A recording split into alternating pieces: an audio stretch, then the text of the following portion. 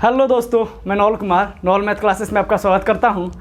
आज बाबू हम लोग एक नया टॉपिक लेके आए हैं जिसका नाम है हर का परिमेयकरण, यानी कि हर का रेशनलाइजेशन करना है। क्या करना है बाबू? हर का रेशनलाइजेशन। ये कहा जाता है त्रिकोणमिति ही है बाबू। क्या है? त्रिकोणमिति ही है, जिसमें हम लोग क्या पढ़ रहे हैं? लो थ्योरी पढ़ रहे हैं। लो क्या पढ़ रहे हैं? लो थ्योरी पढ़ रहे हैं 8.2 का। अब कहिएगा सर थ्योरी में इसका प्रयोग कहाँ होगा? क्वेश्चन जब बनाइएगा बाबू, क्वेश्चन तब क्या होगा? इसका बीच में यूज होगा, यानी कि बट्टा के नीचे आ जाएगा रूट में, और उसको क्या करना पड़ेगा? आपको हटाना पड़ेगा। उसी को क्या कहते हैं? हर का परिमेयकरण। फिर से सुन लीजिए, परिमेयकरण का मतलब होता है, परिमेयकरण का मतलब यहाँ क्या लिखे हम बाबू? हर का परिमेयकरण। टॉपिक का क्या नाम है? हर का परिमेयकरण। ठीक है, तो करना क्या है? परिमेयकरण का मतलब होता है कि कोई भी संख्या हर में, यानी कि हम जानते हैं भिन्न को क्या चीज़ के रूप में लिखा जाता है? भिन्न को बाबू लिखा जाता है अंश बटा हर के रूप में। तो जो हर है ये रूट के अंदर नहीं होना चाहिए। क्या नहीं होना चाहिए? रूट के अंदर नहीं होना चाहिए। इसी को क्या करना है? हटाना है, यानी कि रूट को किसी संख्या के ऊपर से हटा देना ही क्या कहलाता है? परिमेयकरण कहलाता है। किसका परिमेयकरण? तो हम हर को हटा रहे हैं, इसीलिए इसको कहते हैं हर का परिमेयकरण। क्या कहते हैं? हर का परिमेयकरण। वहीं आज सीखने वाले हैं हम लोग। देखिए इसका यूज कहाँ होगा? मेनली क्वेश्चन जब बनाइएगा तो उसके बीच में आ जाता है ये और परेशान करता है। ठीक है ना? तो इसको सीखना बहुत ज़रूरी है। इसमें 2-3 टाइप का क्या होता है? परिमेयकरण करना रहता है। उसको हम लोग बारी बारी से देखते हैं। तो जैसे कि बोर्ड पर आपको दिख ही रहा होगा क्वेश्चन लिखा हुआ है किस तरह होगा। ठीक है ना? और देखिए हमको बारी बारी से इसको समझते हैं। पहला कहता है बाबू कि 1/√3 के हर का परिमेयकरण करे। क्या कह रहा है क्वेश्चन? 1/√3 के हर का परिमेयकरण करे। कहने का मतलब है कि इसको क्या कीजिए? आप नीचे से हटा दीजिए। क्या कीजिए? आप नीचे से हटाइए। यहाँ देखिएगा बाबू, हम लिखेंगे सॉल्व, यानी कि इसको हल करेंगे। यहाँ हम लिख दिए हल बाबू, ध्यान से देखिएगा। लो क्वेश्चन जो दिया हुआ है उसको हम लिख लेंगे, यानी कि 1/√3 हम लिख लिए। ठीक है, अब करना क्या है कि जो नीचे जो संख्या रहेगा उसी संख्या से ऊपर नीचे गुना कर देना है। फिर से समझिए, जो संख्या नीचे दिया रहेगा उसी संख्या को उठाकर क्या करना है? ऊपर नीचे कर देना है बाबू, मल्टीपल। क्या कर देना है? ऊपर नीचे गुना कर देना है। अब ध्यान से देखिएगा, हम बराबर लिख दिए।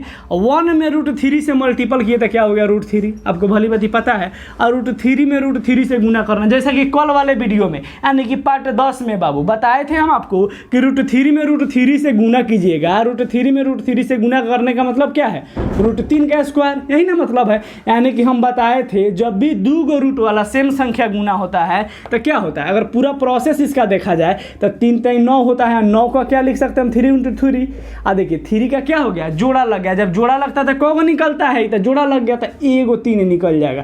कहने का मतलब है कि हम डायरेक्टो कल बताए थे कि कोई भी संख्या 2 सेम संख्या हो, अगर मल्टीपल में तो ये वो संख्या क्या होता है? बाहर ही निकल जाता है। वो संख्या क्या होता है? बाहर निकल जाता है। देखिए वही रूल यहाँ लगेगा। √3 में √3 से गुना करना, देखिए दोनों सेम है तो √3 में √3 से क्या करना है? गुना। तो ये वो क्या हो जाएगा? 3 निकल जाएगा बाहर। देखिए नीचे क्या हर क्या अब है? रूट में नहीं है। क्या हो गया? अब हर का परिमेयकरण हो गया। क्या कर दिए हम? हर का परिमेयकरण। कहने का मतलब है कि नीचे से बाबू क्या किए हम? रूट को भगा दिए। क्या किए? रूट को वहाँ से खदेड़ दिए, यानी कि भगा दिए। यही हमारा हो जाएगा बाबू आंसर। यानी क्वेश्चन के बीच में इस तरह अगर आप आता है तो आप इस तरह आप कर सकते हैं। या ये वो देखिएगा यहाँ पे वो क्वेश्चन है बाबू, कह रहा है दूसरा क्वेश्चन कि 2/3 √5 के हर का परिमेयकरण करें। यानी कि 3 को नहीं हटाना है, √5 को हटाना है। जो 5 पर रूट लगा है उसको क्या कर देना है? हमको हटा देना है। सेम प्रोसेस उसी तरह करना है। क्या लिखिए यहाँ पर? हल। ये क्वेश्चन नहीं है बाबू, ये बीच में आएगा, उसका हम बात बता रहे हैं। ऐसे आपसे क्वेश्चन एग्जाम में नहीं पूछेगा कि 2/3 √5 का परिमेयकरण करें,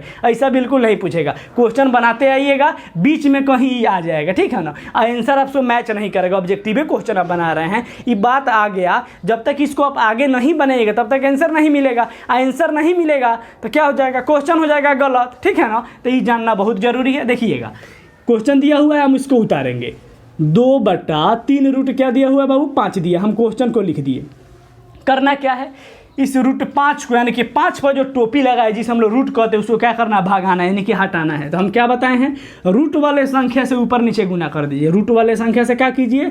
ऊपर नीचे क्या कीजिए? गुना कर दिए। चलिए हम कर दिए गुना। 2 से क्या करेंगे? √5 में गुना करेंगे तो क्या हो जाएगा? 2√5। कहीं की जाति सेम नहीं है तो सटा कर लिख देंगे। अब देखिए यहाँ पर, यहाँ देखिए 3 है 3 लिख दिए, और रूट 5 में रूट 5 से गुना करेंगे तो क्या निकल के आएगा 5। अभी हम बताए हैं कि जब भी सेम संख्या रहता है और रूट में रहता है, मल्टीपल होता है, तो एगो संख्या बिना टोपी का बाहर निकल जाता है। देखिए रूट 5 में रूट 5 से गुना किए, ये क्या दिया 5 दिया, अब पहले से क्या है 3 है, क्या चीज़ में है बाबू गुना में है, यहाँ गुना छिपा रहता है, ध्यान रखिएगा जब कुछ नहीं लिखा रहता है क्या छिपा रहता है, गुना छिपा रहता है। अब देखिए आगे का प्रोसेस हम लोग देखते हैं, इसको बनाइएगा तो क्या हो जाएगा, यहाँ देखिए आगे हम लोग बढ़ते हैं, 2 रूट 5 हो गया ना, और 3 पचे 15। अब आप बताइए कि टोपी हटा कि नहीं हटा, हट गया, किसके ऊपर से 5 के ऊपर से, यानी कि हर का परिमेयकरण हो गया। रूट 5 क्या था, हर में था। इसको बनाने के एक और बाबू विधि है, ठीक है ना, दूसरे मेथड से देखिएगा इसको। 2 रूट 3 दिया हुआ है, 2/3 रूट 5 दिया हुआ है। अब देखिए इसको हटाना है ना, तो 3 रूट 5 से भी ऊपर नीचे गुना कर सकते हैं, या सिर्फ रूट 5 से गुना कीजिए।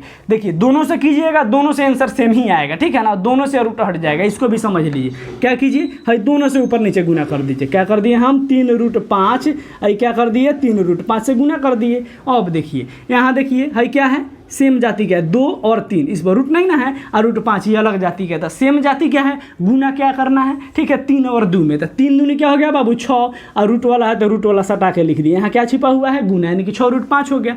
नीचे का बात देखिएगा बाबू क्या कह रहा है, 3 में 3 से, यानी कि बिना रूट वाला संख्या का बिना रूट वाला संख्या से पहले गुना करेंगे, यानी कि 3 से 3 में गुना किया तो क्या हो जाएगा बाबू 9। बीच में क्या छुपा हुआ है गुना, गुना लिख दिए। अब देखिए इसका तो काम तमाम हो गया। और रूट 5 में रूट 5 से गुना करेंगे तो क्या देगा, सिंपल 5 देगा, 5 हम लिख दिए, ध्यान दीजिएगा।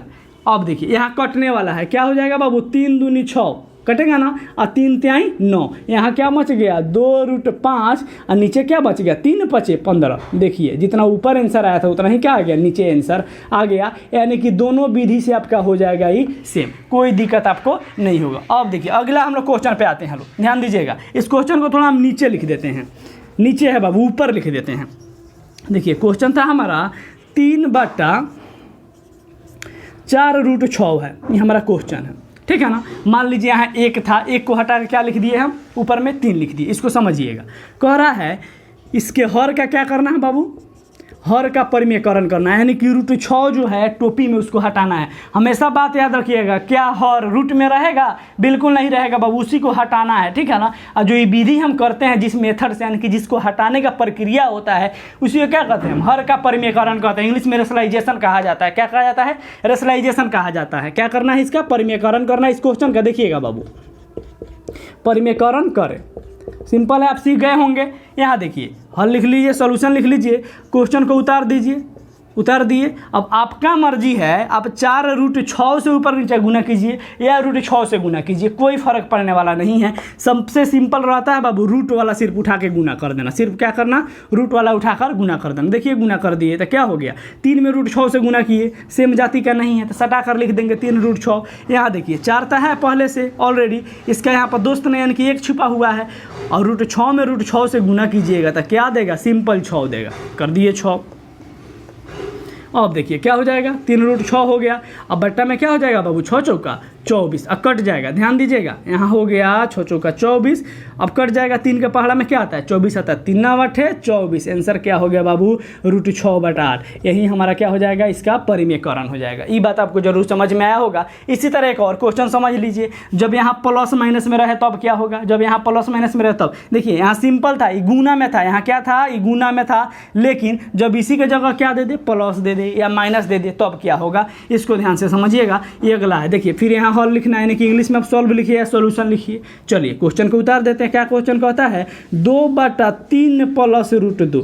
जब इस तरह का आ जाए तो हम क्या करेंगे, इससे यानी कि 3 प्लस रूट 2 से ऊपर नीचे क्या करेंगे, हम गुना करेंगे। चलिए हम कर देते हैं 3 प्लस रूट 2 बट्टा में। अब देखिए चिन्ह बदल दिया जाता है, ध्यान दीजिएगा बाबू, यहाँ पर बच्चा गलती करता है सबके सर, ऊपर नीचे गुना किए हैं तो ये जो साइन होता है प्लस रहता था क्या हो जाता है, माइनस हो जाता है, जब माइनस रहता था क्या हो जाता है, प्लस हो जाता है। यहाँ क्या है, प्लस है, तो प्लस क्या चीज़ में हो जाएगा, माइनस में। यहाँ देखिएगा 3 माइनस रूट 2। अब इसको करेंगे गुना, यहाँ देखिएगा देखिए 2 से क्या करना है, दोनों में गुना करना है, यानी कि 3 में भी गुना करना है और √2 में भी गुना करना है। तो पारा पारी गुना करेंगे, पारा पारी हाथ मिलाएंगे।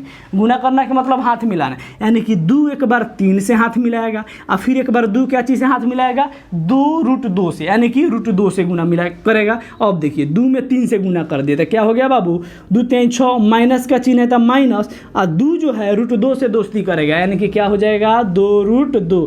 अब बट्टा में देखिएगा यहाँ पे वो चीज़ दिख रहा होगा, वो फार्मूला जो कि लिखाए थे a + b, यहाँ देखिए a - b, इसका फार्मूला होता है a² - b²। क्या होता है, a² - b², इसका फार्मूला होता है। अब ध्यान दीजिएगा, a के जगह पर क्या है बाबू, 3 है, तो 3 का स्क्वायर, अब माइनस b के जगह पर क्या है, √2 है, यानी कि √2 का स्क्वायर कर दिए हम। अब यहाँ देखिए ध्यान से, क्या हो गया 6, आई हो गया 2√2, इसमें कॉमन क्या है, 2 कॉमन है, 2 हम कॉमन ले लिए। जब कॉमन का मतलब होता है जो बाबू दोनों में शामिल हो, तो 6 कितना बार में आएगा, 3 बार पहला पढ़ेंगे तब। तो 3 दूनी 6, माइनस का चिन्ह है तो माइनस, यहाँ से क्या हट गया है, 2 हट गया, तो क्या हो गया √2। यहाँ पर हो जाएगा, यहाँ देखिएगा 3 का स्क्वायर कितना होता है 9, यहाँ √2 का स्क्वायर हम बताए हैं सिर्फ क्या निकलेगा, 2 निकलेगा। यहाँ देखिए क्या हो गया, यहाँ पर हो गया 2 × 3 - √2, और 9 में से 2 चला गया, कितना बच गया बाबू 7। यही हमारा हो जाएगा आंसर, यही क्या हो जाएगा, हमारा आंसर हो जाएगा बाबू। इसको उतार लीजिए लो, फिर हम आगे देखते हैं बाबू।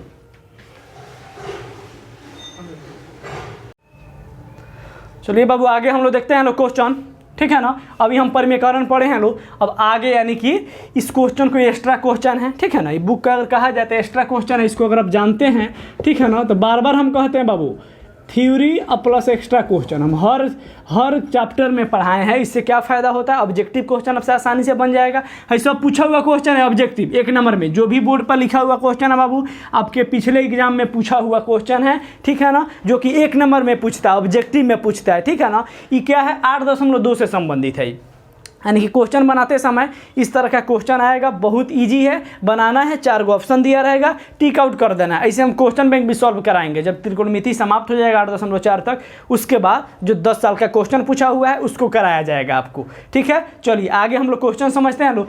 टेबल जिसको याद होगा ये क्वेश्चन आसानी से बन जाएगा। टेबल किसका, त्रिकोणमिति का टेबल, जो कि हम क्या पढ़ाए थे, किस में, पार्ट 9 में बाबू, त्रिकोणमिति के पार्ट 9 में त्रिकोणमिति का टेबल पढ़ाया गया था, यानी इसका सारणी चार्ट, यानी कि 6 अनुपात का मान कितना होता है, साइन का मान कितना होता है, कॉस का मान कितना होता है, टेन का मान कितना होता है, कॉट का मान कितना होता है, कॉसेक का मान कितना होता है और सेक का मान कितना होता है, कहाँ से कहाँ तक, 0 डिग्री से 90 डिग्री तक बताया गया था। 0 डिग्री से 90 डिग्री तक आपको यहाँ इतना ही पढ़ना है, कहाँ 10वां तक, आगे जितना पढ़ना हो बाबू, ठीक है। अभी फिलहाल हम लोग 10th पढ़ रहे हैं, 10वां क्लास तक, 10वें क्लास का हम बात यहाँ पर करेंगे, ठीक है ना। चलिए क्वेश्चन देखते हैं ना बाबू। कह रहा है